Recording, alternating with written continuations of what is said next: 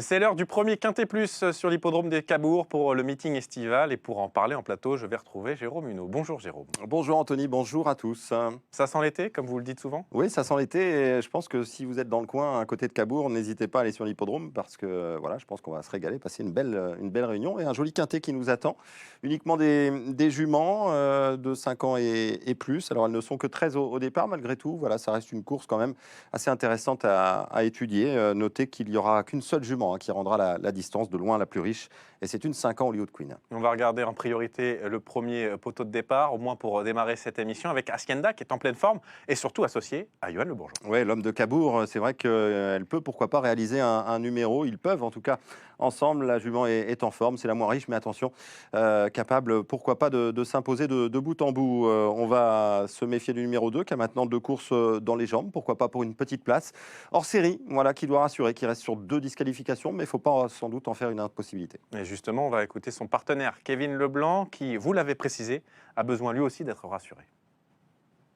Faut qu'elle parte au trot, parce que c'est une jument, s'il y a trop de reprises de départ et qu'on tourne dans les raquettes, c'est pour ça qu'elle part au petit galop. Voilà, après c'est la vraie droitière, elle a besoin de rassurer quand même un peu. C'est une belle course pour elle, mais elle a besoin de rassurer. On va enchaîner ensuite, Jérôme, avec la deuxième partie de tableau et on va retrouver, selon vous, l'une des bases de cette épreuve un peu spéculative, c'est le numéro 7, Glamina. Glamina, exactement, qui reste aussi sur 2 disqualifications, mais voilà, qui avait eu l'an passé des performances comme ça, un petit peu en dents de scie, et quand elle trottait, elle était capable de faire de très très belles choses. Donc j'ai pas forcément envie de la condamner, et je pense que ça peut être un coup amusant pour terminer à l'arrivée. Attention à Fort Rosies, qui ne doit pas faire trop d'efforts dans un parcours, mais qui est capable de belles choses.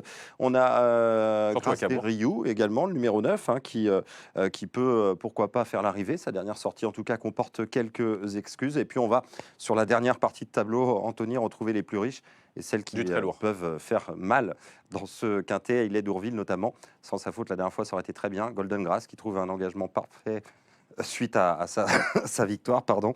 Et puis Hollywood Queen, donc la seule à rendre 25 mètres, mais c'est de loin la plus riche. C'était bien la dernière fois à Vincennes, et je pense que voilà, ça peut le faire. Au moins pour terminer dans le quintet, et pourquoi pas en 3e position, je l'espère. Je l'espère. On va vous retrouver, Jérôme, pour évoquer votre ticket avec 3 bases et un flexi 25%. Exactement, avec Golden Grass donc en tête. Je la vois répéter tout simplement pour le retour en plus de Franck Nivard. Donc Hollywood Queen que j'ai placé en 3e position. Voilà, faut rendre la distance, mais sa place est sur le podium. Et puis donc ma base spéculative, c'est bien sûr Glamina, le numéro 7 que j'ai placé 5e si elle trotte. Elle peut terminer à l'arrivée avec donc plusieurs chevaux associés. Vous le voyez, un ticket à 10 € en flexi 25%. Merci beaucoup, Jérôme. À la suite de cette analyse sur le site d'Equidia.fr et dans l'émission Ticket Gagnant.